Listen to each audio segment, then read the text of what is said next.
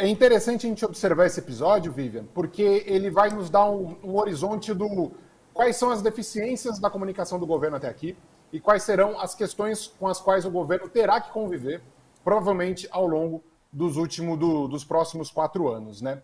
O que a gente fez para iniciar essa análise foi, ainda lá no fim da semana passada, acompanhar como foi o debate sobre o IBAMA e a Petrobras e a questão envolvendo a foz do Amazonas, a exploração do petróleo lá. Por que isso chamou nossa atenção?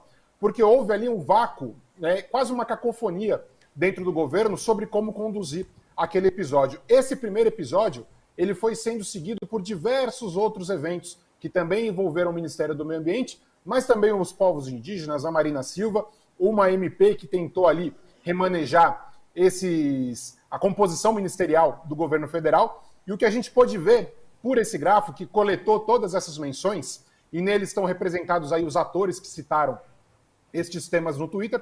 Cada ator é representado por um ponto. Esses pontos se conectam por meio de interações, e quanto mais interações, mais próximos eles estão, formam assim agrupamentos, clusters, bolhas, e a gente aplica uma cor para facilitar a visualização dessas cores. Qual que é o primeiro ponto aqui, Vivian, que é muito bom a gente ter em mente? A composição de uma frente ampla, ela é, acima de tudo, fraca, porque são alianças que não são compostas por filiação ideológica, e isso era durante a eleição e vai continuar sendo a marca da base de apoio do governo federal, aqui entendida principalmente como antibolsonarista.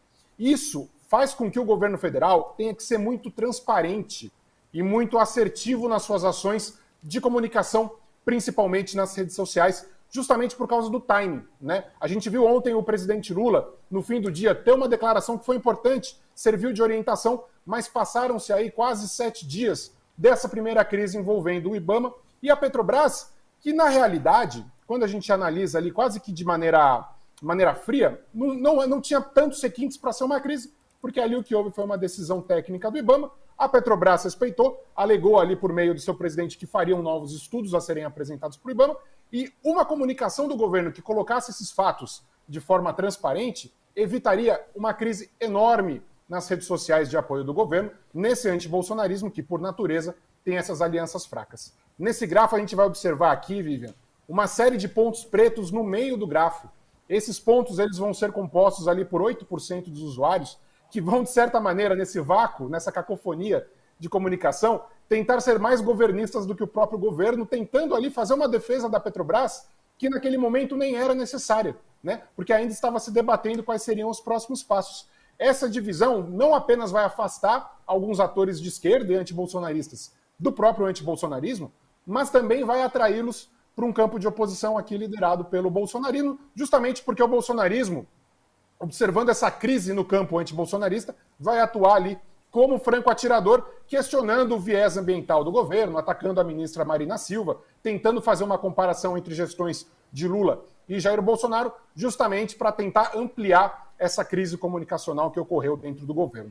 Um segundo ponto é observar a composição dos atores que criticaram essa cacofonia, que criticaram a questão envolvendo IBAMA e Petrobras e principalmente essa MP que altera a composição ministerial. Não são apenas atores ligados à questão ambiental, não são apenas ambientalistas. A gente vai ter ali 4 grandes grupos que compõem o antibolsonarismo, que vão representar mais de 67% dos atores que vão tratar desse tema. Então, há um incômodo muito grande por esse vácuo de informações, por esse vácuo de direcionamentos dentro do governo federal. Essas questões da MP, ontem eu acompanhei o ministro Padilha pela Globo News e em coisa de 2 minutos, Edu, ele dá uma informação ali de que a MP, na verdade, abordava diversas questões, como a criação do Ministério da Igualdade Racial novamente, das mulheres. Era algo muito mais importante e haviam outras formas de se informar esse tema que evitariam todo esse desgaste dentro do antibolsonarismo, que dependia ali de maiores informações. E nesse ponto, o governo federal não conseguiu informar, o governo federal não conseguiu atingir o antibolsonarismo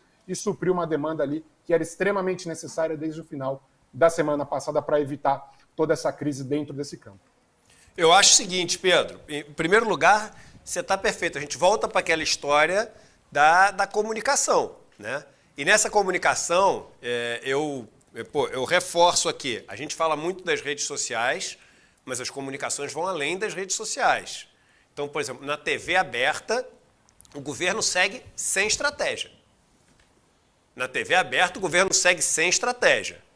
E vamos lembrar que 79% é o número correto, 79% das pessoas no Brasil ainda tem como principal meio para se informar a TV aberta. A TV aberta. Todo mundo tem celular no Brasil. O problema é o fluxo de dados. TV, o dado é de graça. As pessoas no Brasil, a maior parte dos celulares é pré-pago. Não tem. Esse, por exemplo, é um dos grandes problemas do WhatsApp. Porque o WhatsApp vem permitindo, o WhatsApp e Facebook vem de graça em várias operadoras, no pré-pago. É por isso que o Janones sempre soube explorar isso muito bem. Por isso que o Facebook ainda chega em muita gente. Porque os dados ali são de graça do Facebook. Mas qual a estratégia do governo para essa parte toda de TV aberta? Não é nada. Outra coisa que eu vejo muita gente falando, porque cuidado com o que vocês vão falar, que vocês vão rachar a base social do governo. Que base social do governo é essa, Vivian? Quem tem base é o Lula. A pessoa do Lula tem base. A pessoa do Lula tem base. Por quê? Porque o Lula é a maior liderança popular hoje do mundo, não é do Brasil. O Lula é hoje a maior liderança popular do mundo. O Lula tem base. Quem se elegeu foi a Frente Ampla. Não foi. Quem se elegeu foi o Lula. Eu falei isso no começo do programa e repito agora. O Lula tem uma força enorme e o que a gente quer, fazendo essas críticas, atiçando, é que o Lula use essa força toda dele para os embates que a gente tem que ter. Até porque alguns não têm outra chance. Alguns não vai ter outra chance, como a questão ambiental. Mas a gente não elegeu a Frente Ampla como um monte de... Por que as pessoas ficam forçando que a gente elegeu a Frente Ampla? Porque se elas forçam que a gente elegeu a Frente Ampla, a gente tem que, é isso aí, tem que abrir a guarda e deixar passar a boiada. A gente tem que se tocar... Quem a gente elegeu foi o Lula. Quem se elegeu foi o Lula. Quem tem a base de apoio é o Lula. É a pessoa do Lula.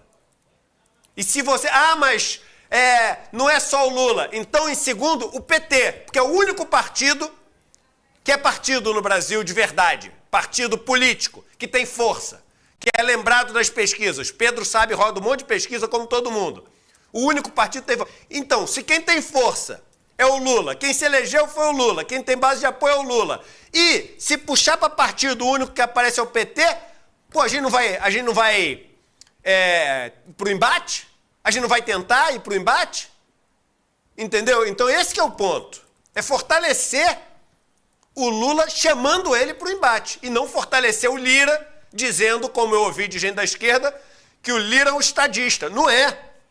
Não é estadista. Então, Pedro, isso que você está falando, eu concordo, a comunicação está toda estranha, o governo não entendeu ainda que a força que ele tem é o Lula, na minha opinião. Então é o seguinte, irmão, foca a comunicação no Lula.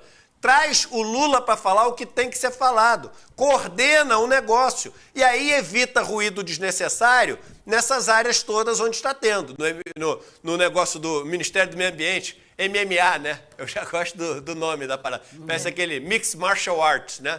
Virou. Eu não sei mais quando fala MMA se está falando de porrada ou do Ministério do Meio Ambiente ou da mesma coisa, porque virou tudo MMA do negócio, né? Então tem que evitar essas martial arts aí, as artes marciais na história, né?